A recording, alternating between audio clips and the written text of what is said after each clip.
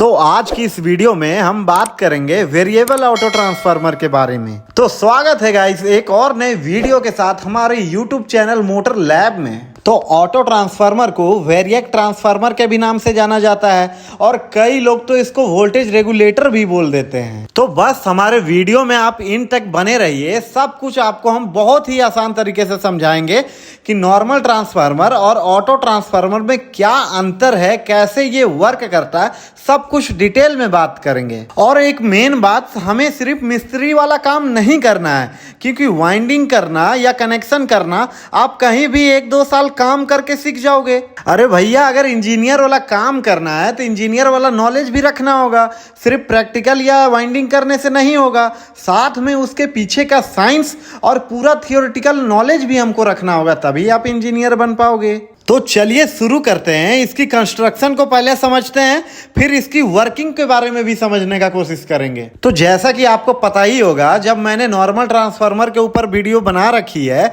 और आपने देखा होगा तो आपको याद होगा नॉर्मल ट्रांसफार्मर का कोर कुछ 8 के शेप का था, और नहीं देखी तो जाके देख लो, उसमें बहुत ही आसान तरीके से बताया गया है, पूरा कंस्ट्रक्शन बताया गया है नॉर्मल ट्रांसफार्मर का। तो ऑटो ट्रांसफार्मर में जो कोर लगा होता है वो स्क्वायर शेप में नहीं होता है, बल्कि वो राउंड शेप में होता है। मगर कोर तो कोर होता है, उसका सेम वर्क होता है, चाहे वो राउंड रहे या स्क्वायर रहे, उससे कोई चेंजेस नहीं होगा। और क्या आपको पता है कि ट्रांसफार्मर का कोर किस मटेरियल से बना होता है और क्यों बना होता है? तो ट्रांसफार्मर का कोर सिलिकॉन स्टील से बना होता है। और क्यों सिलिकॉन स्टील का ही यूज किया जाता है कोर को बनाने के लिए, ये भी अगर जानना चाहते हैं तो वो वीडियो को जाके देखिए ना, उसमें सब कुछ डिटेल में बताया गया है। तो चलिए अब कोर के बारे में बात करते हैं। तो कोर चाहे स्क्वायर रहे या राउंड रहे, कोर का जो काम है वो अपना काम करेगा, चाहे आप राउंड बनाइए या स्क्वायर बनाइए, उससे उसका कोई मतलब नहीं है। तो नॉर्मल ट्रांसफार्मर का कोर लेमिनेटेड थिन शीट से बना होता है। सेम इसी तरीके से ऑटो ट्रांसफार्मर का भी कोर बना होता है, बस ये शेप में राउंड होता है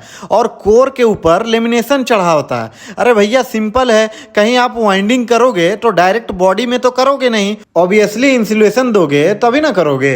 मगर नॉर्मल ट्रांसफार्मर के मुकाबले इसमें एक खास बात यह है कि इसमें जो वाइंडिंग की होती है अंदर में, वो सिर्फ एक ही की होती है, और वही प्राइमरी भी होता है और वही सेकेंडरी भी होता है।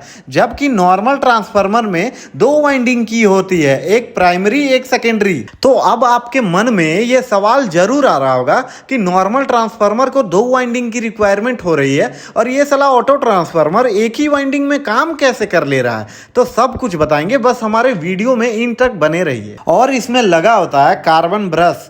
कार्बन ब्रश आउटपुट वोल्टेज को कंट्रोल करने के लिए लगाया जाता है और ये वाइंडिंग के ऊपर राउंड मूव करता है, जैसा कि आप वीडियो पे देख पा रहे हैं। इसमें आपको 3 टर्मिनल मिल जाएंगे, एक इनपुट, एक आउटपुट और मिडिल वाला कॉमन। तो चलिए अब इसके वर्किंग के बारे में भी समझ लेते हैं थोड़ा, ये काम कैसे करता है। तो आगे बढ़ने से पहले हम कुछ इंपॉर्टेंट चीज़ों के बारे में जान लेते हैं।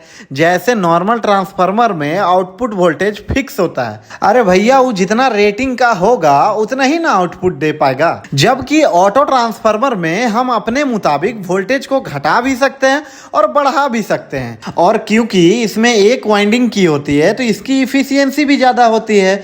ज़्यादा कॉपर का यूज़ करोगे तो कॉपर लॉस भी तो ज्यादा होगा। इसमें कम कॉपर का यूज किया गया है, इसीलिए इसमें लॉस भी कम हो रहा है। तो ये वर्क कैसे करता है, अब ये समझने का कोशिश करते हैं। तो सपोज करो इसके राउंड कोर को हमने सीधा कर दिया और इसमें वाइंडिंग भी कर दी, और मान लो इसमें टोटल टर्न 90 हैं। तो अब इसमें सिंगल फेज सप्लाई दे देते हैं। न्यूट्रल को नीचे वाले टर्मिनल से जोड़ दिया जाए और फेज को हम 60 टर्न पे कनेक्ट करते हैं। याद रखना है इसमें टोटल 90 टर्न है, कोई ऐसा फिक्स नहीं है कि हम 60 पे ही दे सकते हैं। आप चाहे तो 70 पे दे सकते हैं या 40 पे भी दे सकते हैं या 50 पे भी दे सकते हैं। मैं समझाने के लिए 60 पे दे रहा हूं ताकि कैलकुलेशन में इजी हो सके। अब समझो इनपुट वोल्टेज में 240 वोल्ट एसी करंट है और 60 टर्न पे हमने फेज को कनेक्ट किया है। तो एक टर्न में कितना वोल्टेज फ्लो करेगा, इसके लिए हम total voltage by number of turn कर देंगे। तो 240 बाई 60 हो जाएगा।